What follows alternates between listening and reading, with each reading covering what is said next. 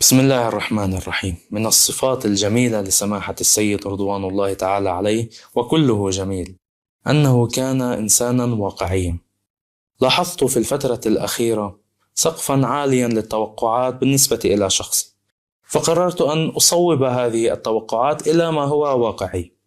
أنا طالب علم، وتكليفي بالنسبة إلي هو ما طلبه مني سماحة السيد: التفرغ التام لطلب العلم. وأنا وبحمد الله عز وجل ما زلت أتابع دراستي الحوزوية. سأكون إن شاء الله بخدمتكم في المجالات التي تتناسب مع دراستي، يعني في مجالات الإعلام والتبيين والثقافة.